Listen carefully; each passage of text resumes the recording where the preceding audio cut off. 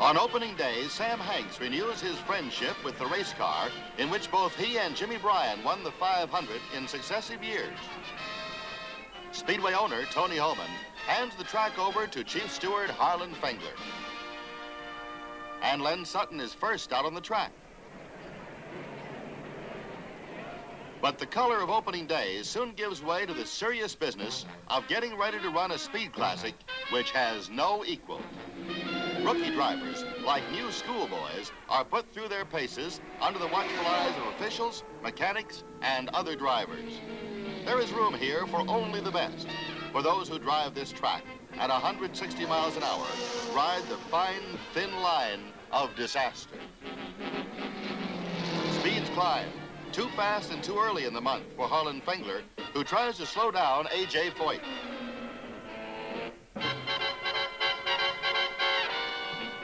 But the wall in the backstretch has the last word. Foyt's car is bent.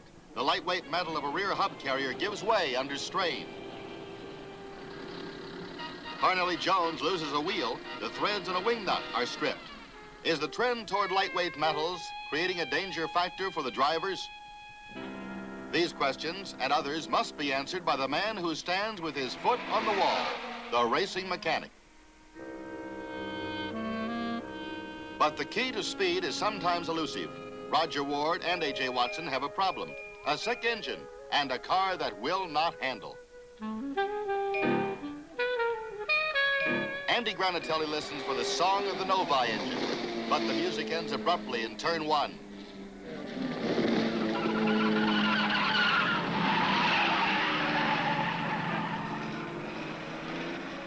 The dream of winning is a little farther out of reach for Bobby Unser. The problems on Ward's car are dealt with in Gasoline Alley. Leader card team mechanics search for mechanical perfection, and Roger Ward waits. Parnelli Jones has found the right combination. So has Mario Andretti. And A.J. Foyt is running as though he'd never had a problem. Bobby Unser's Novi is on the track again, and he continues his search for the short way around. Ebros spins, and with no place to go, Unser hits him square on. Both drivers are okay, but scratch two cars from the 500.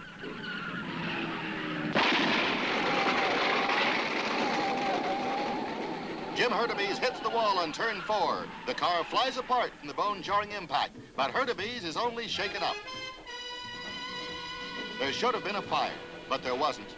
The threat of fire is always present in high-speed driving accidents, but the answer lies in a newly developed elastic rubber fuel cell, which will give on impact without rupturing.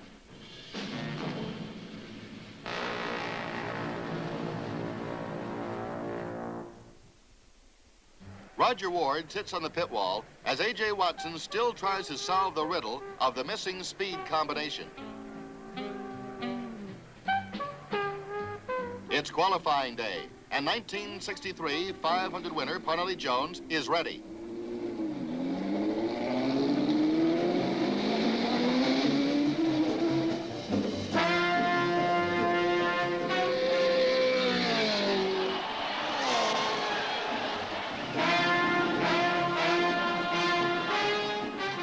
Four expertly driven laps give him an average of 158.625.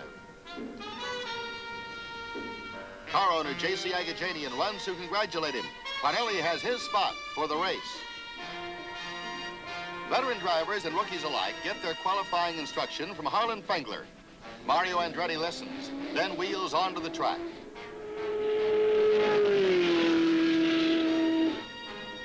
His effortless performance amazes the fans. Seldom has a rookie made himself so much at home on this track.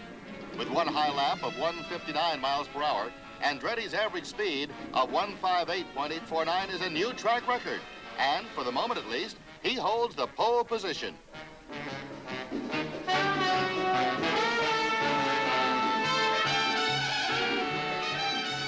But Jim Clark also has his eye on the pole. He won it last year, but went out during the race with collapsed suspension.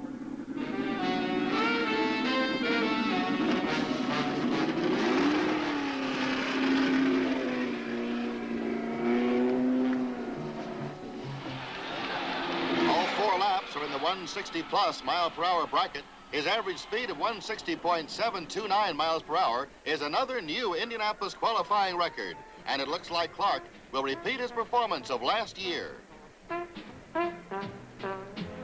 But the day is not over yet. Two-time winner A.J. Foyt is on the track and running. He takes the checkered flag, and the speed is another new qualifying record of 161.233 miles per hour.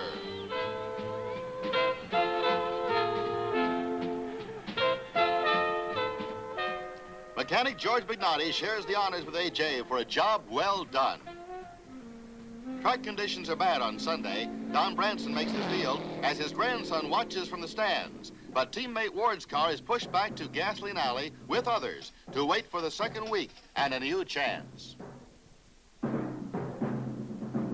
Now the search for the short way around intensifies. There are just 12 starting positions left and twice that many hopefuls.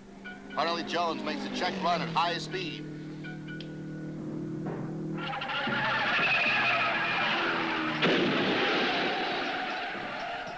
Suddenly, he's in trouble. The irony of it all, to have a place already assured in the 500 and a damaged car, almost beyond help. His crew must work long hours to repair the damage before race day. Further up Gasoline Alley, another race driver's hopes and dreams are represented by a pile of junk.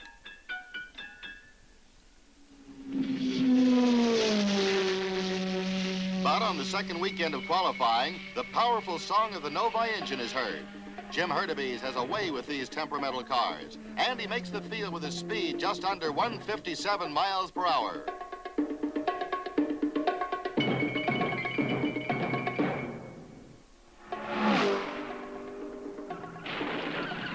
It seems that the harder he tries, the worse it gets. Roger Ward points out in a very direct way that his car won't handle, and there's only one more day to go. In the stands, the mother of the racing Unser family looks down on her famous brood. Rookie Al Unser is qualified. So is Bobby. Louie turns the wrenches, and Dad offers advice. Just a few minutes before the end of qualification, Roger Ward takes his last chance. His crew has worked all night to repair the damage, and his attempt is tinged with desperation. The heart of the crowd goes out to him as he tries to coax more speed from his jinxed racer. Flag falls. And Ward pulls in. The officials get the time, 153.623 miles per hour. Not good enough. Stunned, Roger Ward sits in his car. He can't believe what has happened. Bill Cheeseburg, the slowest qualifier, happily welcomes the 6 o'clock gun. Qualifications for 1965 are over, and a champion walks away. The marching band from Purdue University.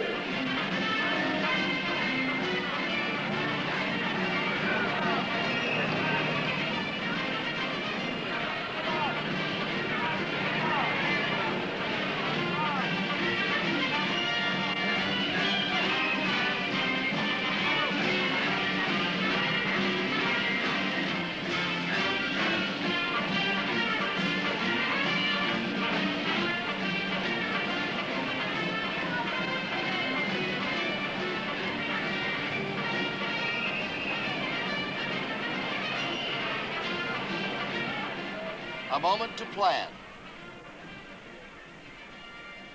to fasten a collar, to try on a new pair of goggles, to listen to the advice of the mechanic. And then the time is all gone. The moment for which they have been preparing is here. And for the next 500 miles, each man will ride alone, doing the thing he knows best, driving a precision racing machine to win.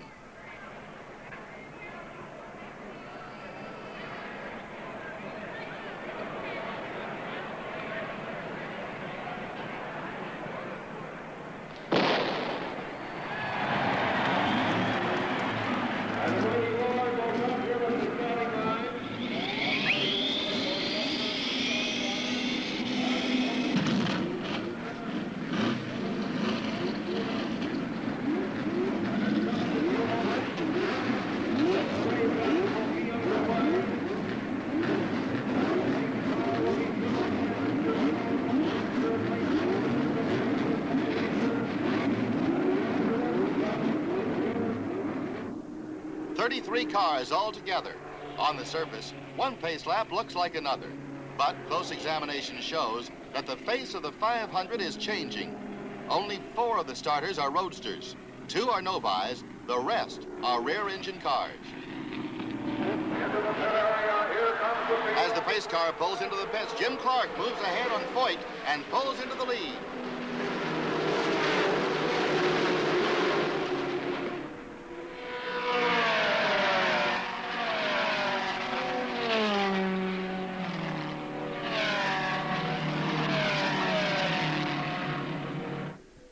Nervous drivers begin to settle down into driving patterns, which each individual man hopes will bring him into victory lane.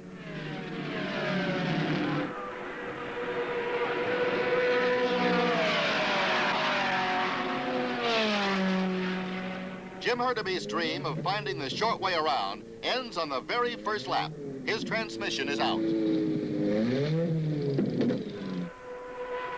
Clark continues his lead, but coming out of the backstretch, A.J. Foyt passes and moves to the front. Foyt tries to press his advantage, but Clark hangs on, determined to reclaim his lead.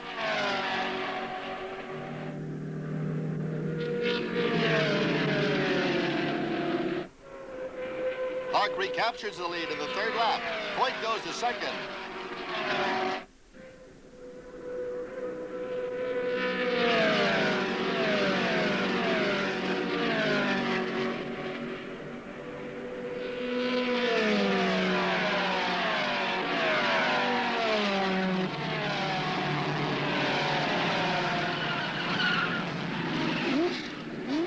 Ruby spins in the north short chute, recovers in the infield, and drives on.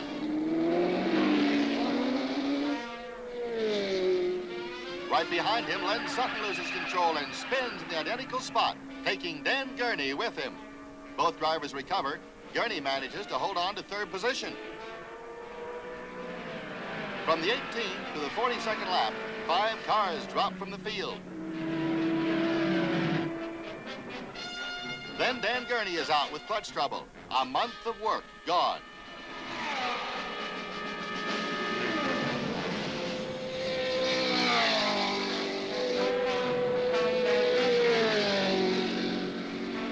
Clark continues to widen the gap, and A.J. Foyt has to stop thinking about being first, for Parnelli Jones engages him in a duel which completely takes his mind off the front-running Clark.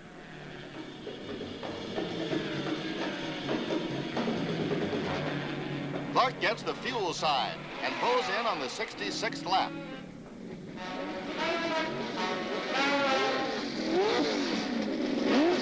The pit stop takes 17 seconds. Very short, considering that under a new ruling, fuel may be added by gravity flow tanks only.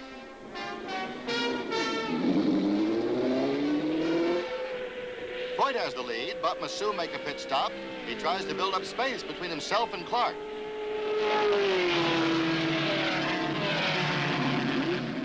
Rookie Mario Andretti, in the pits on the 68th lap, desperately tries to get back to the race. He's running fourth and has been holding his own, matching the 150-mile-an-hour speed average set by the leaders.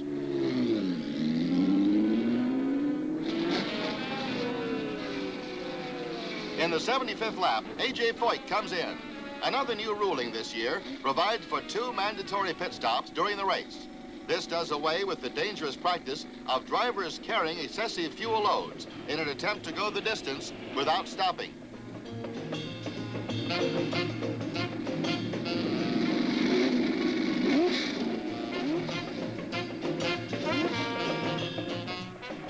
Clark comes down the straightaway and moves back into the lead.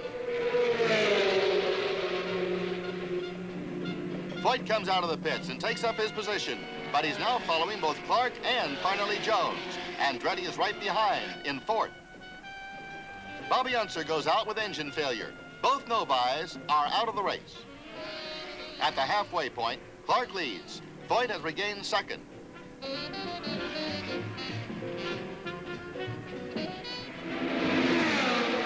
But 16 laps later, Foyt pulls abruptly into the pits. His transmission has failed, and he's disgusted. This 1965 500 could have given him his third win, a record attained by only 3 men: Louis Meyer, Maury Rose, and Wilbur Shaw.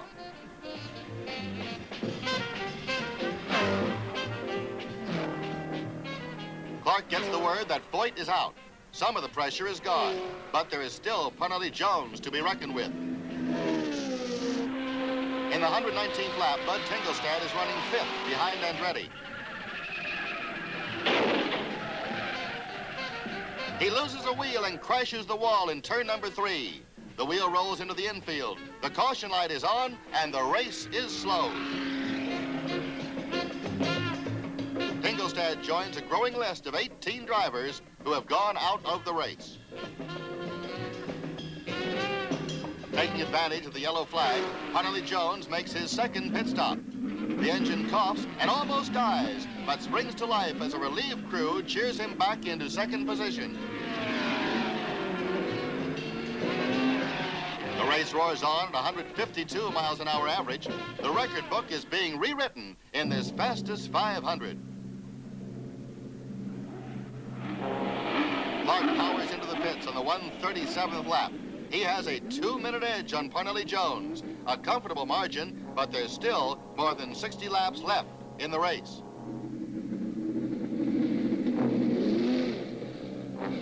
"24 seconds later, he's on his way again. Walt Hanskin drives through the north infield with a blown engine. Now 21 of 33 starters are out of the race.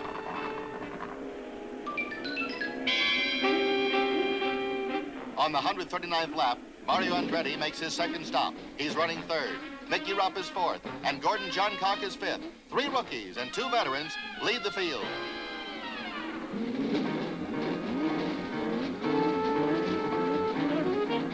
"39 seconds later, he's out of the pits, set to go the distance. At 150 laps, the speed average is 151.138 miles per hour, a new record for this changing 500. Parnelli Jones makes a 3rd pit stop in the 162nd lap. The crew really gets with it, for Andretti is coming up fast from 3rd position.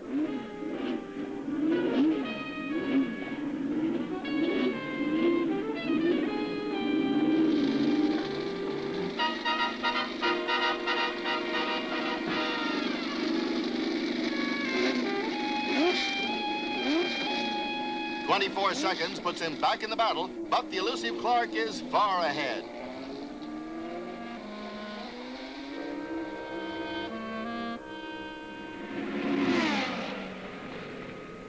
Carrying a light fuel load, Parnelli gambles on having enough to go the distance. This eliminates an all-out bid to catch Clark, who is 2 minutes ahead.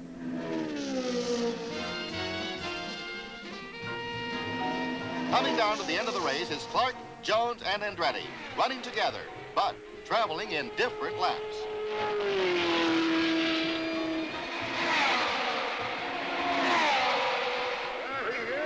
Still holding his record-breaking pace, Jimmy Clark crosses the finish line to become the victor of the 1965 Indianapolis 500.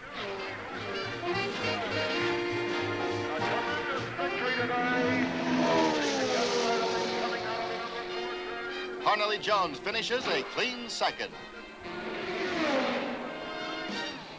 and runs out of fuel. He heads for home, pushing the car. And Jimmy Clark heads for victory lane and a winner's prize of more than $160,000. The fate of the front-engine roadster is settled. The rear-engine cars have completely revolutionized the racing picture since their introduction just 5 years ago. Jimmy Clark of Scotland becomes the first foreign driver to win since 1916. And his Lotus Ford is the first foreign car to win since Wilbur Shaw's 1940 victory in a Maserati. Colin Chapman, car owner, and Dave Lazenby are overjoyed. And Clark, he was already a world champion, but winning the 500, that's real special.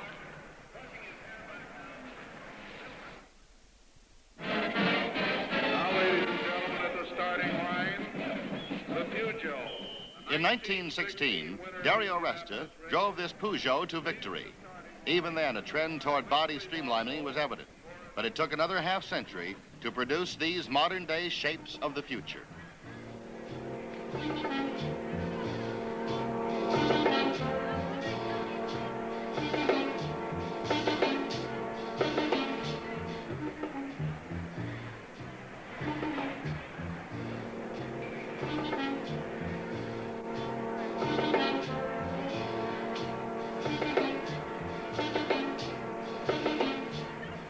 29 days in May have flown by.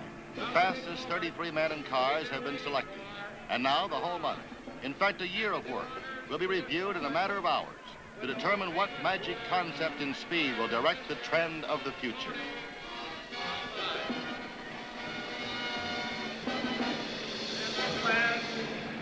Start your engine.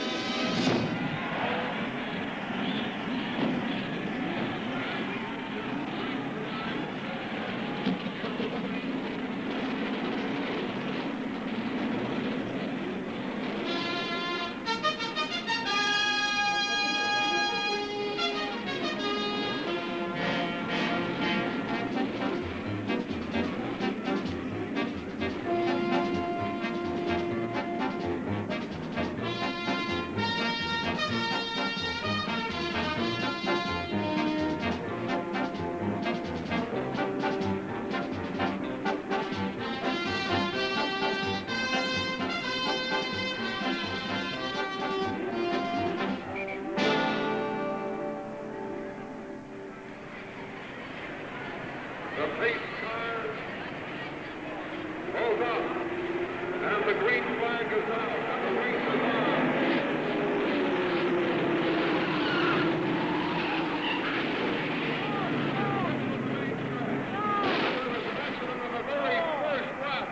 The very first lap, some cars get through. And there are 1, 2, 3, 4, 5 cars involved on the very first lap.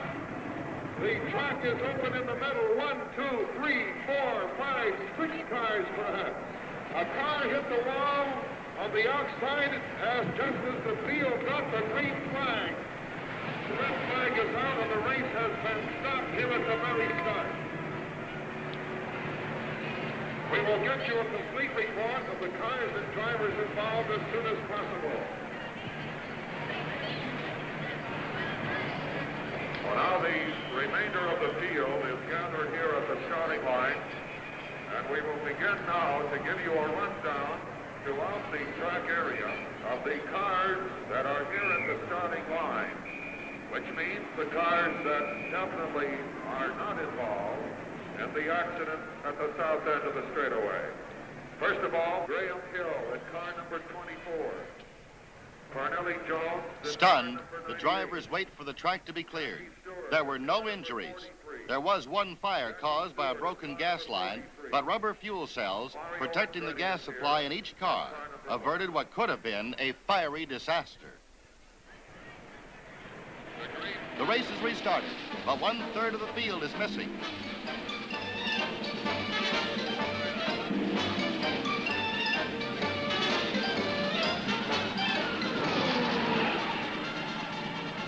Before even one lap is run under the green flag, there is more trouble.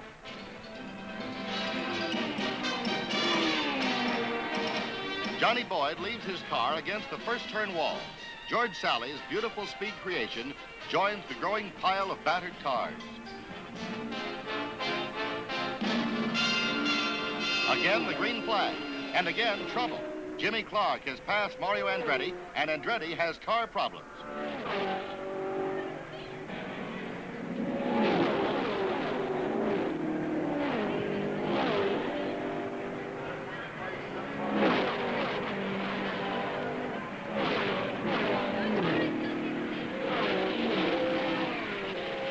Smoke pours from the pole-winning car.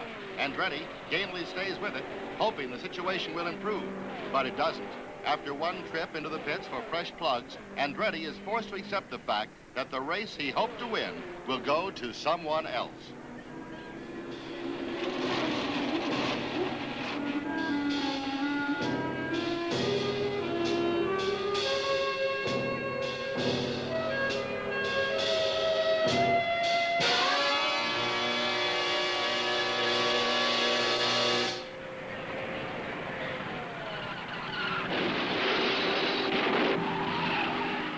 While Andretti is getting the bad news in the pits, attention is shifted to the back straightaway.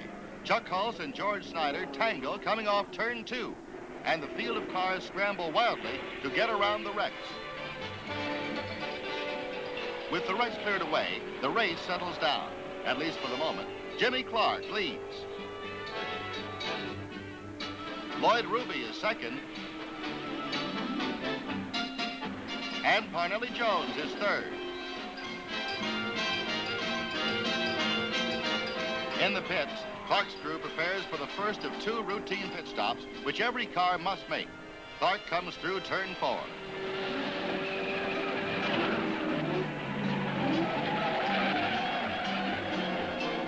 Well, he was going to make a pit stop anyway.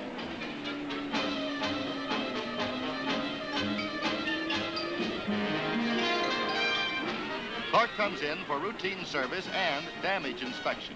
The lead passes to Lloyd Ruby. But with the caution light on, others make their mandatory pit stops. Jackie Stewart is in and out in a hurry. Then Graham Hill.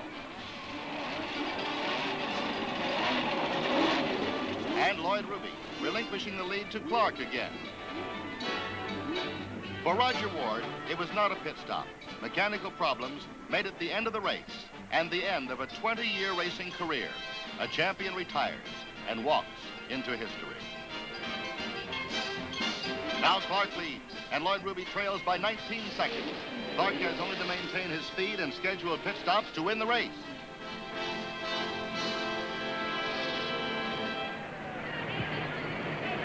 But Clark spins again, this time in turn 3. He makes an unscheduled pit stop for inspection, and the shoe is on the other foot. Lloyd Ruby now has the lead.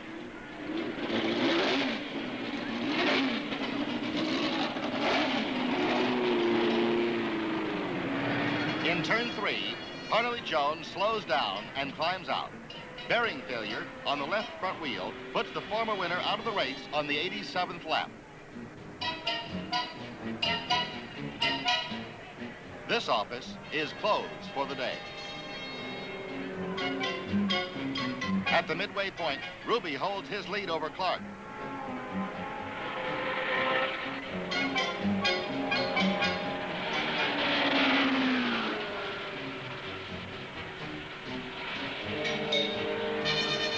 Finally, Ruby comes in for his second scheduled pit stop. Clark moves into the lead, but by a very slim margin.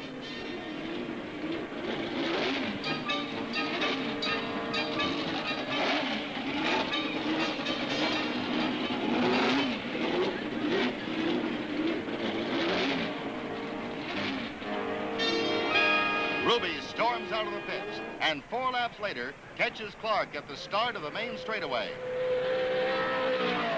Ruby takes the lead and Clark is second, but he needs fuel and must come in.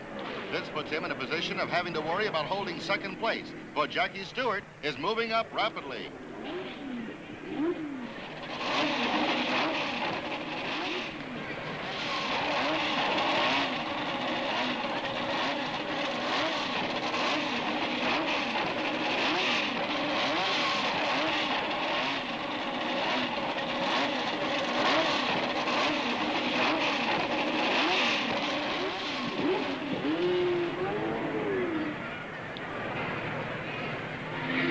Back in the race, Clark is unable to maintain the pace set by Ruby and Stewart. He drops back and is passed by Jackie Stewart.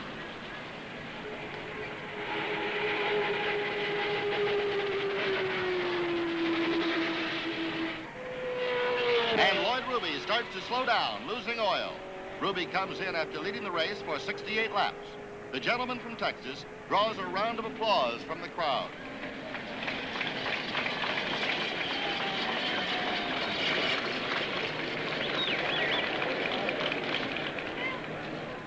Now 2 Scotsmen, 1 Englishman, Al Unser, and Jim McElreath dominate the race.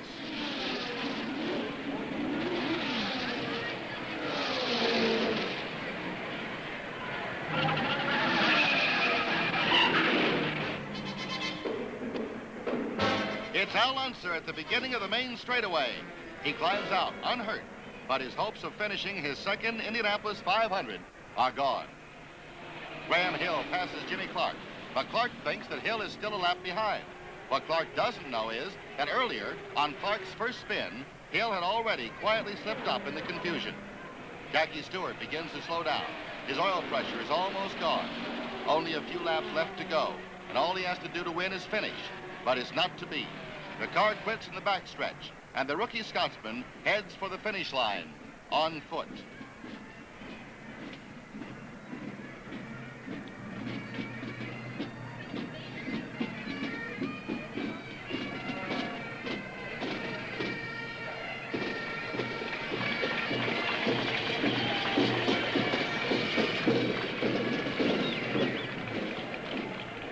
Graham Hill is the leader, just a few laps from the finish. He tours the track smoothly and takes the checkered flag. The Meekum Racing Team holds the celebration. Graham Hill and car number 24 is the new. Jimmy Clark is second. He pulls in to be congratulated by Jackie Stewart. And Jim McElreath is third.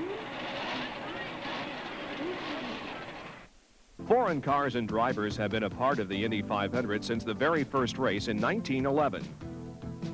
In 1914, the top 4 finishers were French. And in 1923, roughly 1/3 of the starting field came from overseas. Despite the foreign participation and worldwide race coverage, the Indy 500 remained very much an American event, dominated by American names through the 1950s. The Indianapolis 500, from when I was a little boy, always appeared every year on British television. It was like looking at an American rodeo, though, because they only showed the sort of crashes, basically, and that's what Indy was all about in those days, as far as Europeans were concerned, and certainly those living in Scotland. Powerful but cumbersome front-engine roadsters dominated the Indy scene throughout the 50s. But in 1961, a curious new car was entered, the Cooper Climax. The Cooper Climax was a smaller, less powerful rear-engine car driven by Australian Jack Brabham. Brabham won the 1959 and 1960 World Championships with that car and was ready to challenge Indy. The new car caused quite a stir.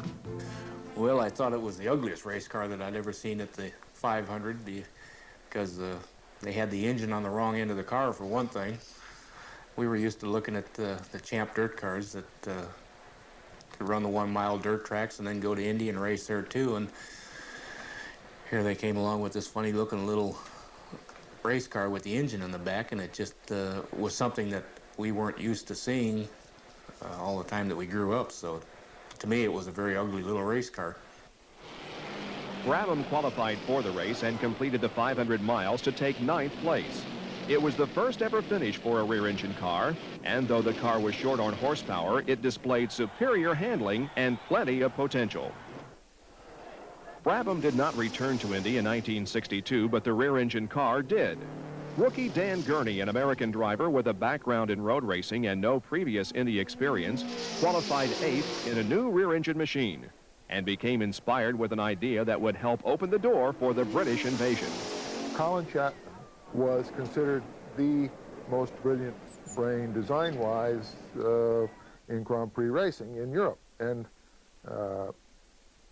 I had managed to get to know him a little bit, and I was a great admirer of his products from many different angles, and I thought, well, he's the kind of guy that might rise to the occasion. He loved that kind of challenge, and it was for that reason that I invited him to come over, and I talked to him, and I also felt that there was a good likelihood that through some connections with Ford that we might be able to put something together. Britain's Colin Chapman, company owner and builder of Lotus automobiles, was already very familiar with the rear-engine concept. With his own design rear-engine race cars and Scottish driver Jim Clark, Chapman's Team Lotus was considered to be the top Formula One contender in Europe. Chapman accepted Gurney's offer, and on race day, he was at the Speedway to investigate the possibilities.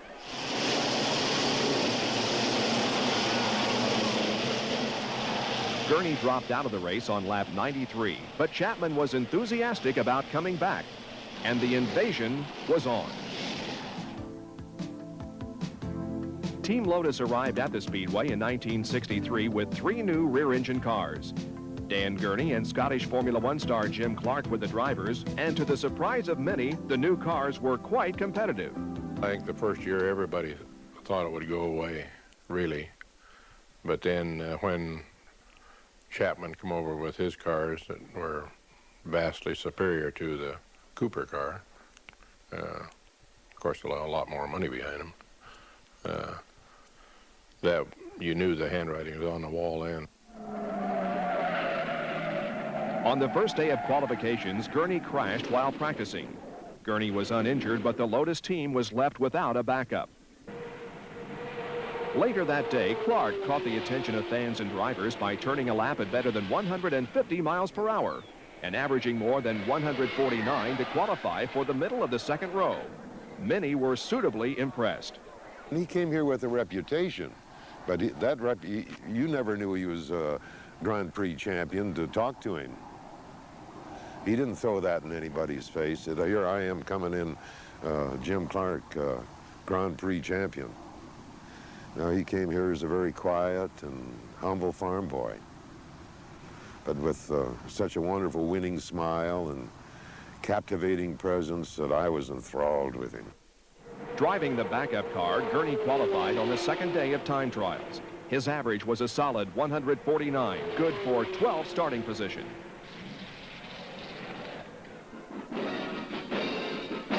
Four rear-engine cars lined up for the race, led by the already popular Clark.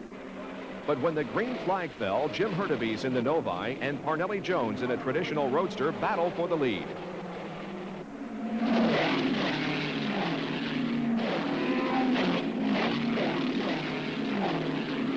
Jones took over the top spot on lap 2 as Clark dropped back. Slowly, Clark pulled back to the front of the pack, with Gurney right behind. And as the leaders began their first round of pit stops, Clark pulled ahead on lap 68. Gurney moved into second, putting the Lotus team in the top 2 spots. Clark surrendered his position on lap 95 when he made his only scheduled stop of the day. It was a long stop, and Jones took full advantage, building a large margin over Clark, who continued to run second. Late in the race, Jones developed a crack in an external oil tank, and Clark began closing the gap. Clark pulled to within 4 seconds of Jones, but was forced to back off as the track became slippery with oil. In a controversial call by track officials, Jones was allowed to continue. His problem cleared up, and Parnelli Jones took the win as Jim Clark cautiously wheeled the Lotus to a distant second. Gurney, who had dropped back, finished 7th.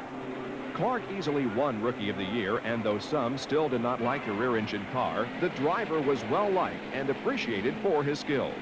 I don't think I resented the drivers. I feel that if you're a good race driver, the Indianapolis 500-mile race should be made up of the 33 best drivers in the world is the way I feel about it, and I wish that it was that way. The Lotus team returned to Indy in 1964, and Jim Clark easily set new track records qualifying for the pole. Dan Gurney also beat the previous year's record.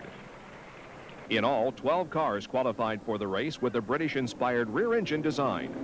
Grudgingly, the tide was turning against the old roadsters. I think I resented the rear-engine car at first because it was completely opposite from what my dad raced.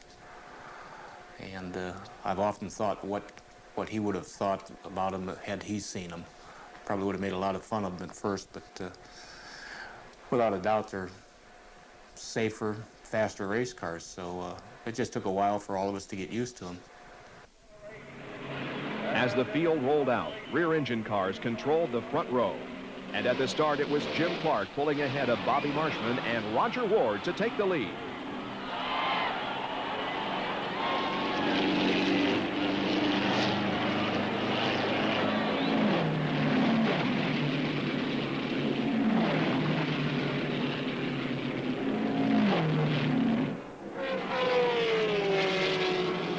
At the end of lap 2, a fiery accident that claimed the lives of Eddie Sachs and Dave McDonald stopped the race.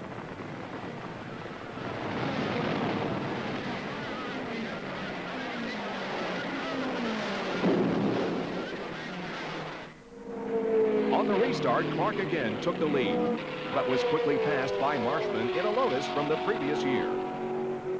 Marshman built a tremendous lead, but dropped out on lap 40 after losing a fluid drainage plug from his transmission.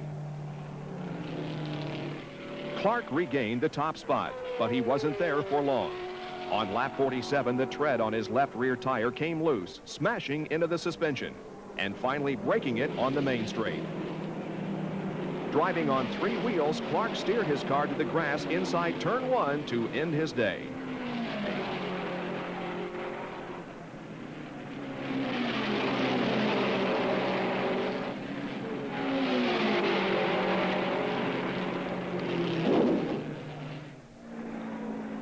A.J. Foyt took the lead on lap 55 and led all the way to the checkered flag. Foyt's second victory marked the final appearance of a roadster in victory lane at Indy. The roadsters were good, strong cars. They were pretty cars. But, you know, nothing is ever the same. It doesn't ever stay the same. There's always going to be evolution. In 1965, the evolution continued. More rear-engine cars were entered than ever before. Several of the new designs were highly competitive, but Chapman's Lotuses were still considered to be the class of the field. Colin Chapman, for me, was the most creative designer in the history of motorsport at any time, in any period, throughout its entire history. Enormously creative, and his principles had much to do with everything that came in. Italian-born rookie Mario Andretti caught the eye of many in time trials, breaking Jim Clark's one-year-old qualification records. Clark countered by becoming the first driver to break the 160 miles per hour barrier, temporarily replacing Andretti at the front of the field.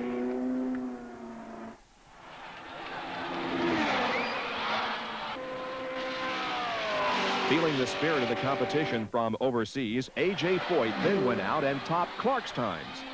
If you recall, in 1965, I just got out of the hospital with broken back and legs and all that injury. Indianapolis was my first race. Jimmy Clark broke the track record. I went out behind him and broke track record. And if you remember on the PA, I said I'm glad to bring the track record back to the United States. Foyt's 161-plus average was fastest in time trials, giving him the pole position. But the real head-to-head test would come on race day. A record 27 rear-engine cars lined up for the start in 1965. And when the green flag came out, Jim Clark surged ahead of the pack going into turn 1.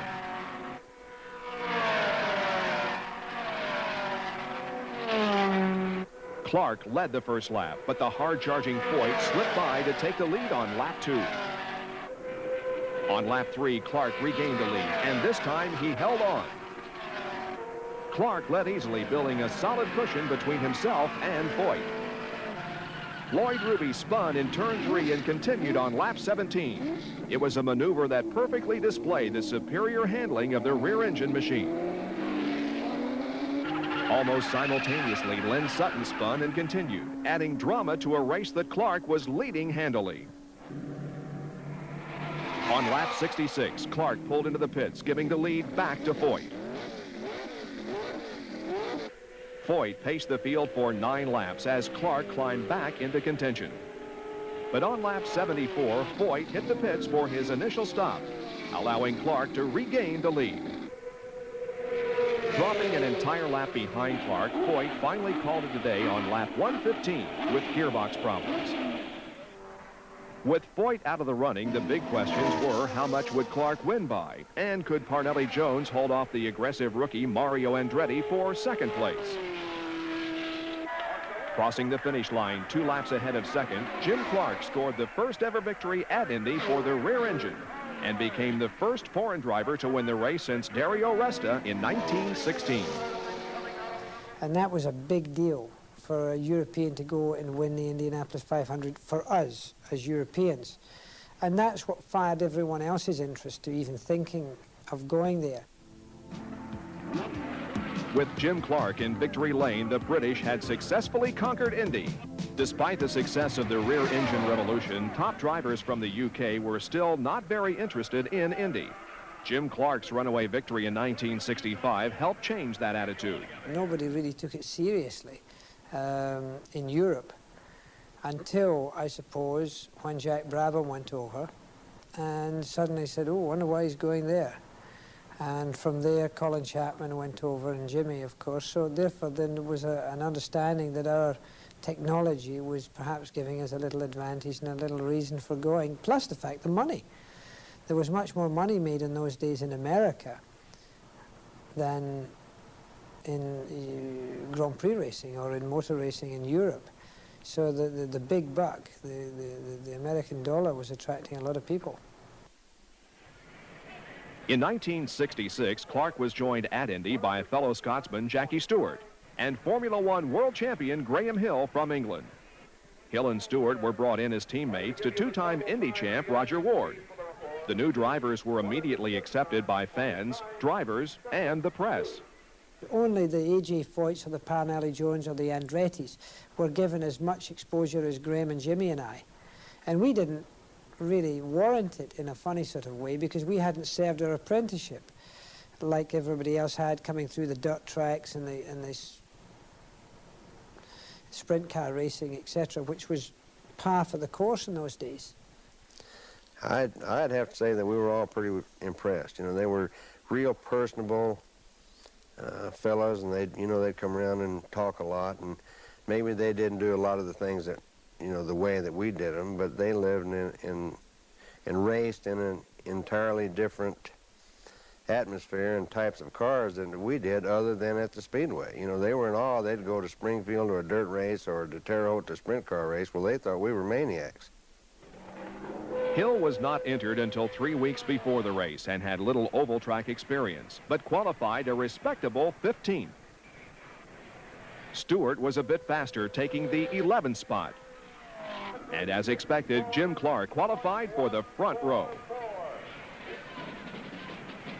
As the cars rolled out for the race, Jackie Stewart waited nervously in the garage.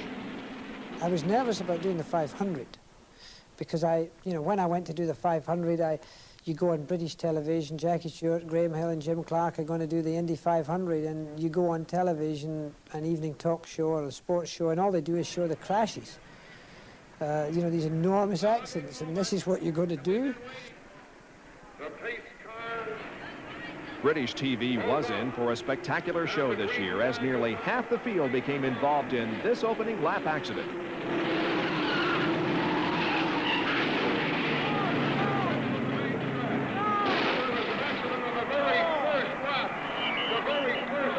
Some cars get through. And there are 1, 2, 3, 4, 5 cars involved on the very first lap. Clark and Stewart were well ahead of the action, and Hill made his way through the wreckage to avoid contact as well. A car hit the wall.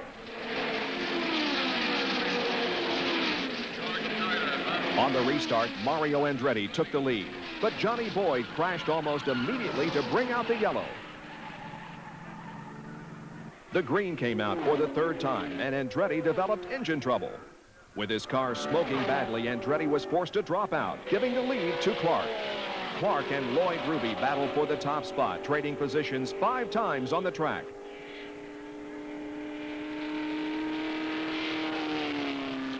Leading the race on lap 65, Clark spun in turn 4. But he regained control and ducked into the pits for a fresh set of tires.